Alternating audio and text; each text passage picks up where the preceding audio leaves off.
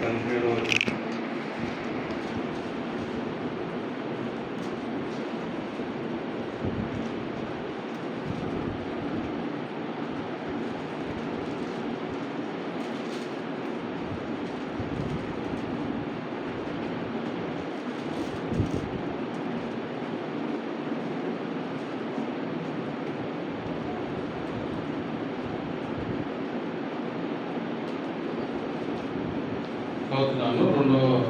చదువుతున్నాను. 2 Corinthians 4:17. మేము దృశ్యమైన వాటిని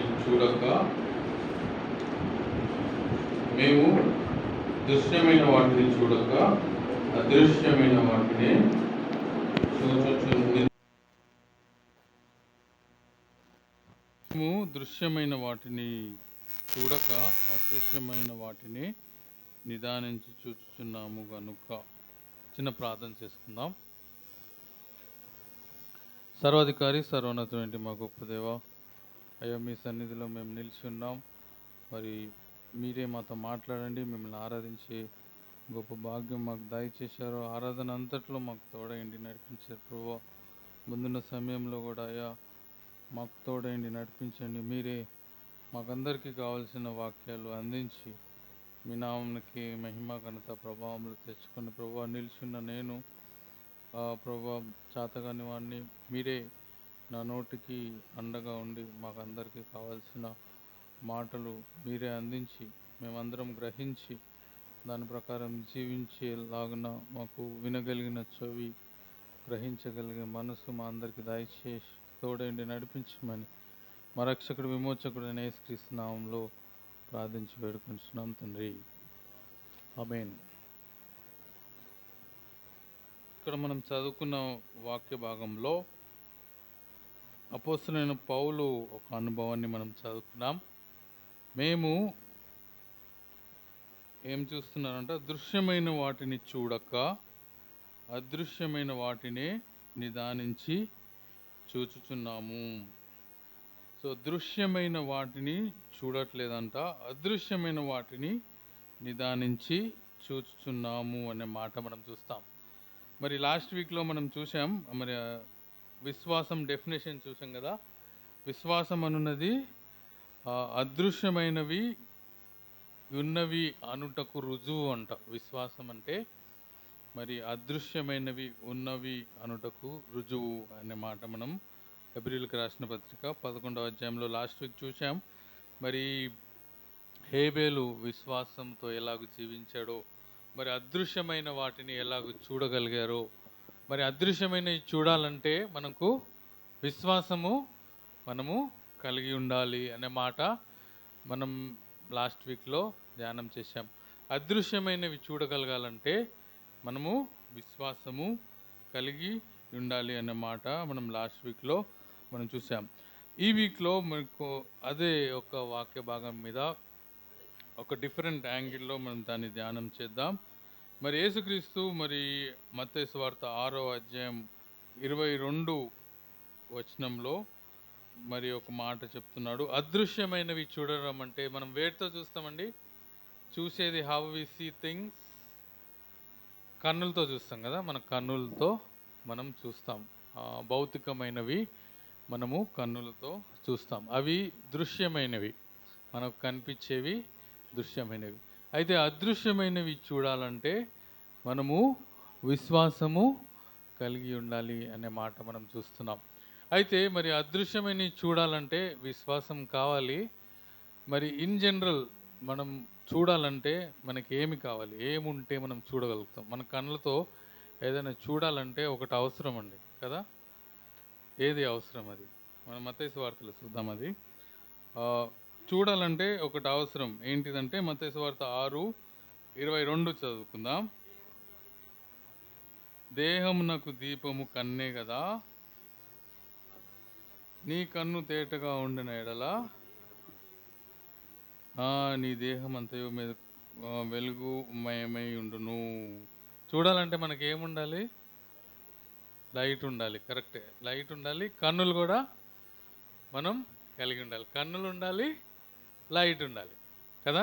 మరి యేసుక్రీస్తు ఈ యొక్క వాక్య భాగంలో ఏం చెప్తున్నాడంటే, చూడాలంటే కన్నులు ఉండాలి.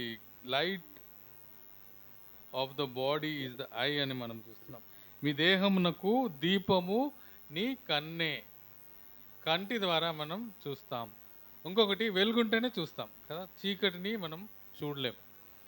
భౌతికంగా మనం ఆలోచించినప్పుడు కన్నులుంటే మనము చూడగలుగుతాం. తర్వాత వెలుగు ఉంటేనే చూడగలుగుతాం. కన్నులున్న వెలుగు లేకపోతే చీకట్లో మనం ఏమి చూడలేం కదా. If you close our eyes, మనం చూడాలంటే ఏమీ చూడలేం.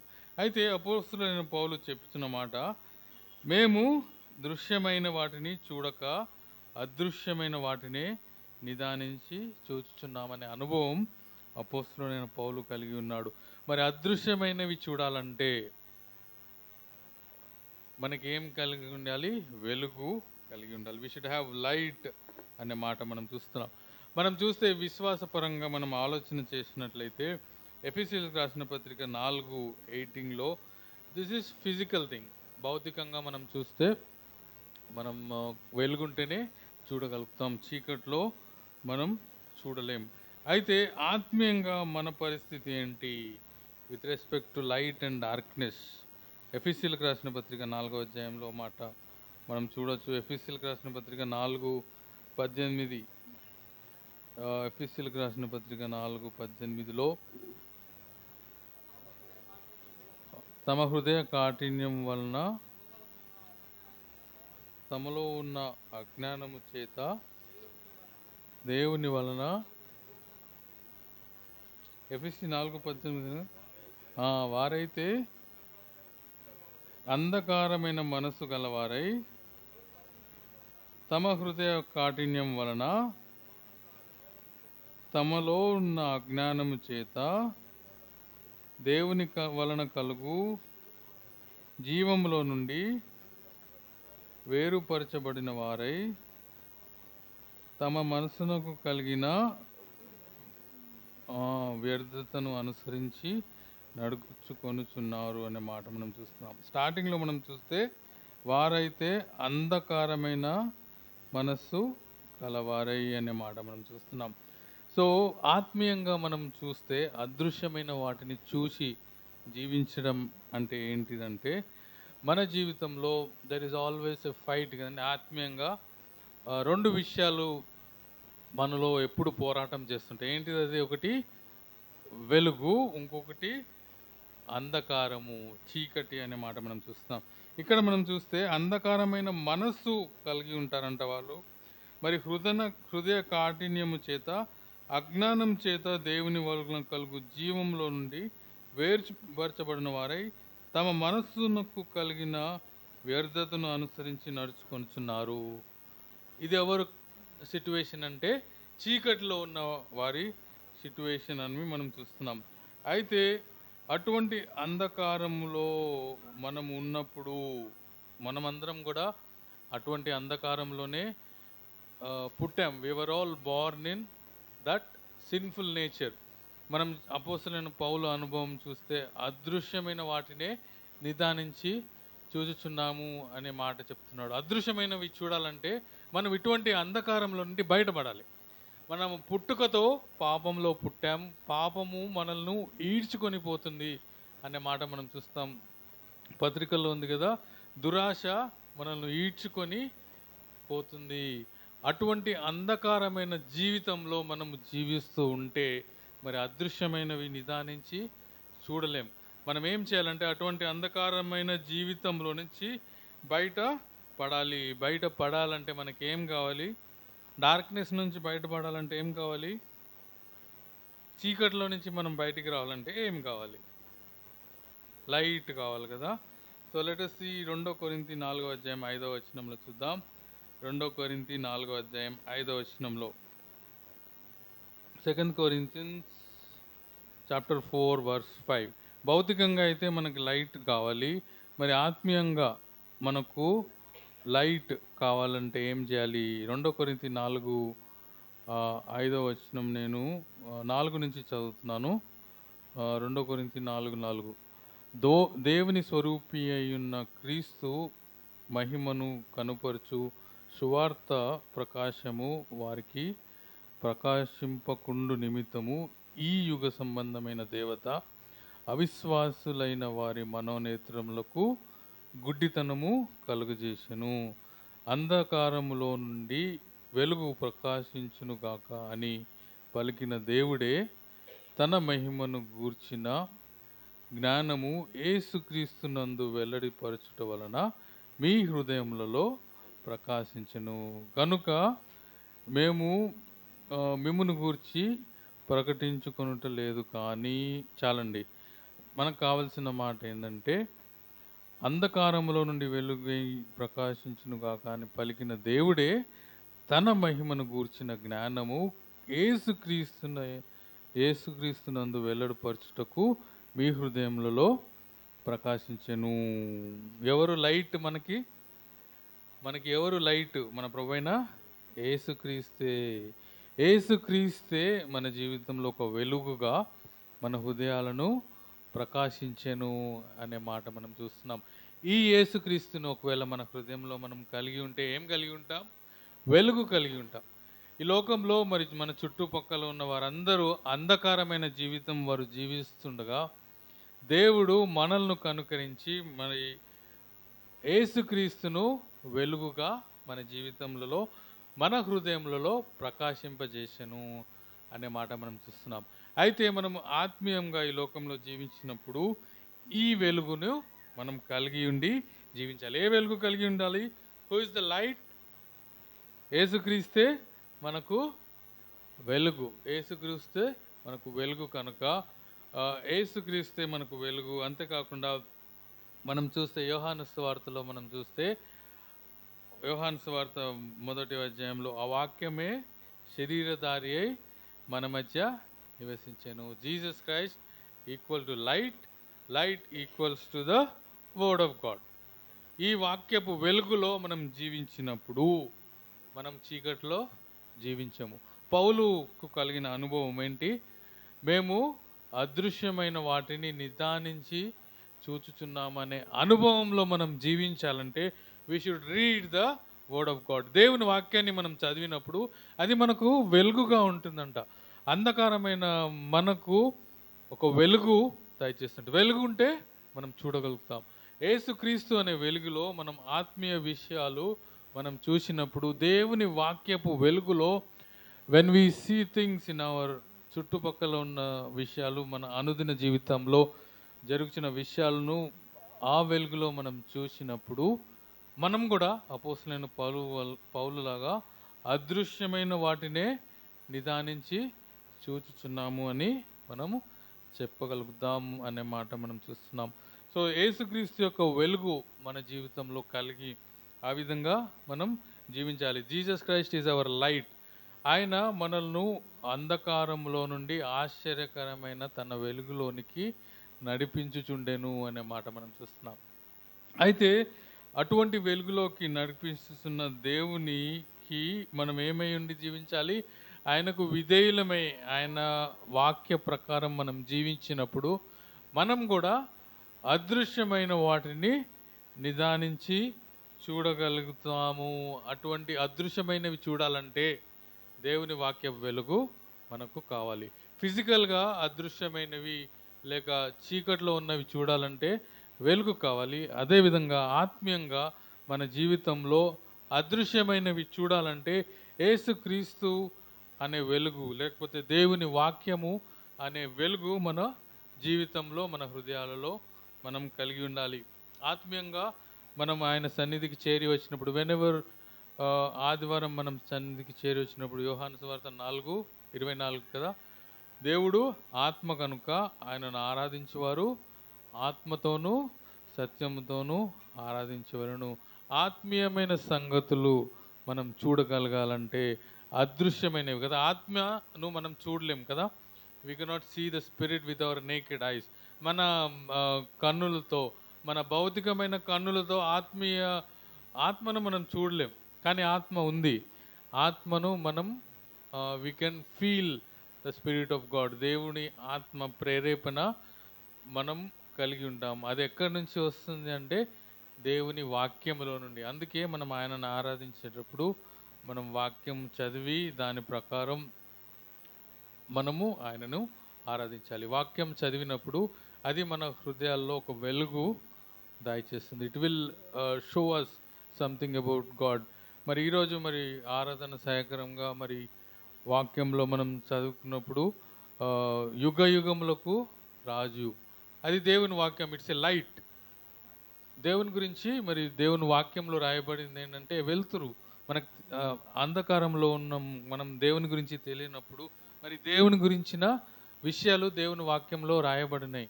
దేవుడు మన దేవుడు యుగ యుగములకు రాజు. అంతేకాదు మనం ఆరాధనలో సహాయకరంగా ఏం చూసాం, ఆత్మ సర్వ సృష్టికి ఆది సంభూతుడు అనే మాట. This is light. దేవుని గురించిన విషయాలు మనకు దేవుని ఆత్మ చూపించినప్పుడు మనం వాటిని, అదృశ్యమైన వాటిని మనం చూడగలుగుతున్నాం. We are able to sense, we are able to feel the presence of God. దేవుడు మన మధ్యలో ఉన్నాడు. ఆయన గురించి మనం ధ్యానం చేసినప్పుడు ఎస్, ఆయన మనకు కనపడకపోయినా మన మధ్యలో ఉన్నాడు అని ఏది చూపిస్తుంది?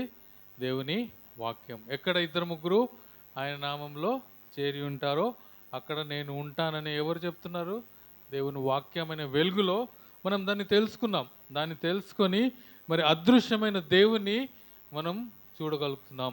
అదృశ్యమైన దేవుని మనం నిదానించి చూచి ఆయనను ఆరాధించినప్పుడు ఆయన మన స్తుతులను పైన ఆసీనుడై ఉన్నాడని దేవుని వాక్యంలో మనం చూస్తాం. ఆయన సన్నిధిలో మనం చేరి వచ్చినప్పుడు, ఆయనను స్తుతించినప్పుడు, these are all spiritual things. ఇవన్నీ అదృశ్యమైనవి, మన కంటికి కనబడనివి.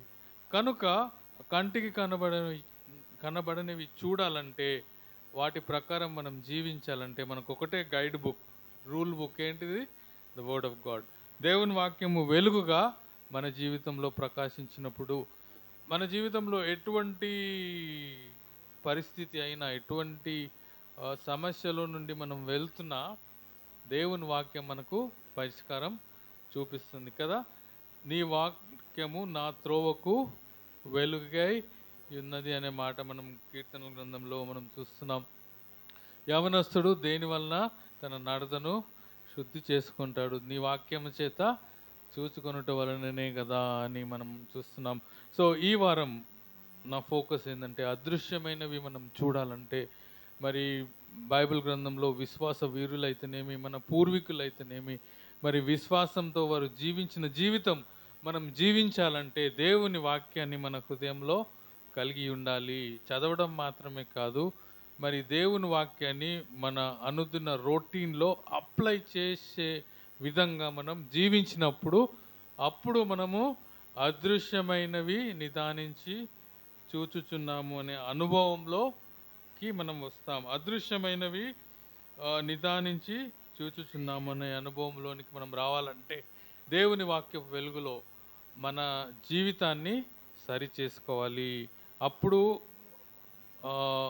అదృశ్యమైనవి మనకు కనిపిస్తాయి. దేవుని వాక్యం ఒక అద్దం అని కూడా మనం చూస్తాం కదా. అద్దం ముందుకు మనం వచ్చినప్పుడు మన జీవితాన్ని దేవుని వాక్యపు వెలుగులో పరిశీలన చేసుకున్నప్పుడు అప్పుడు అన్నీ కనిపిస్తాయి. పింపుల్స్ కనిపిస్తాయి, మరకలు కనిపిస్తాయి, మన ముఖంలో ఉన్న మన జీవితంలో ఉన్న డెఫిషియన్సీస్ లేక తక్కువలు దేవుని వాక్యం వెలుగులో కనిపించినప్పుడు వాటిని సరిదిద్దుకోవాలి కదా. మరి యాకోబు రాసిన పత్రికలో ఉంటాయి కదా, మనము దేవుని వాక్య వెలుగులో మన జీవితాన్ని పరీక్షించుకొనినప్పుడు దాని ప్రకారం మనం సరి చేసుకుంటూ జీవించినప్పుడు that is the purpose of fellowship with God. దేవునితో సహవాసం కలిగి ఉండటం, లేకపోతే ఆయన సన్నిధికి రావడం యొక్క ఉద్దేశం ఏంటంటే ఆయన వాక్య వెలుగులో మన జీవితాన్ని పరిశీలన చేసుకోవచ్చు. ఎక్కడ నేను తగ్గిపోతున్నాను, దేవుని వాక్యం మనకు క్లియర్గా చూపిస్తుంది. ఈ ఏరియాలో నువ్వు ప్రార్థన చేయట్లేదు, నువ్వు బైబిల్ చదువుకోవట్లేదు, మరి నీ జీవితంలో ఈ యొక్క బలహీనత ఉంది, దాన్ని సరి చేసుకో. Seek ye first the kingdom of God and his righteousness. మొదట ఆయన రాజ్యాన్ని, ఆయన నీతిని మొదట వెతుకు అని దేవుని వాక్యాలు క్లియర్గా మనతో మాట్లాడతాయి. మాట్లాడినప్పుడు మనం సరిదిద్దుకోవాలి, దాని ప్రకారం జీవించడానికి ప్రయత్నం చేయాలి. అందుకే మరి దేవుని ఆత్మ మన జీవితంలో కార్యం జరిగిస్తుంది అని మనం చూస్తాం. ఆయన వెలుగు మన హృదయాల్లో ప్రకాశించింది, కానీ మనము ఒక దినమున రూపాంతరం చెందుతామంట. We will be like Jesus Christ. యేసుక్రీస్తు ఎటువంటి మహిమ కలిగి ఉన్నాడో ఆ మహిమకు దేవుడు మనల్ని మారుస్తూ ఉన్నాడు అని దేవుని వాక్యంలో మనం చూస్తుంది. ఇవన్నీ జరగాలంటే మనం ఏం చేయాలి? ఆయన వెలుగులో మనం నడవాలి.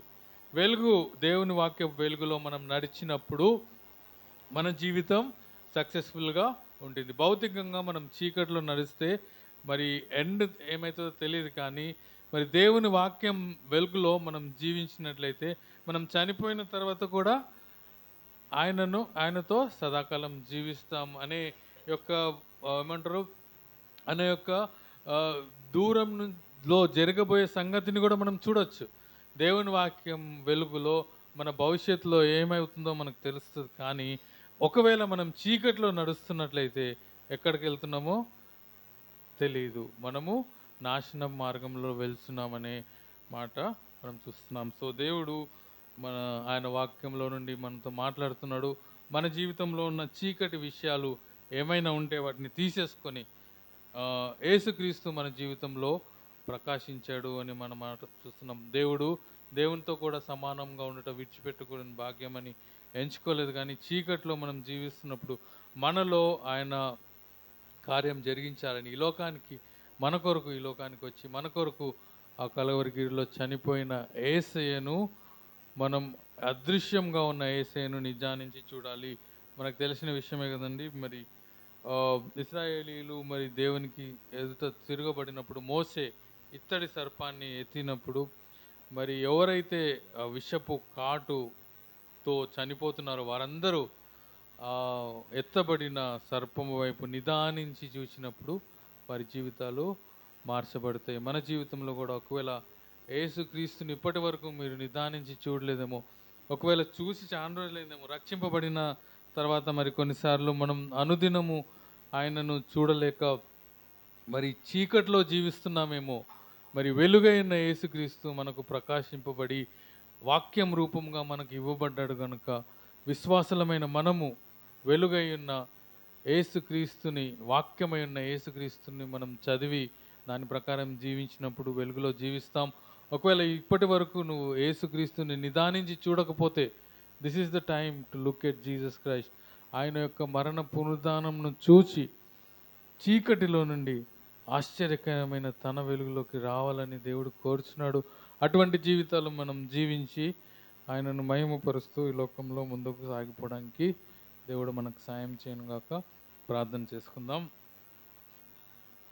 సర్వాధికారి సర్వోన్నతమైన మా గొప్ప దేవ, మీ సన్నిధిలో చేరి మిమ్మల్ని ఆరాధించే భాగ్యం, మరి మీ వాక్యాన్ని ధ్యానించే గొప్ప భాగ్యం మాకు దయచేశారు ప్రభావ. మీ యొక్క వాక్యంలో నుండి మీరు మాతో మాట్లాడుతున్నారు.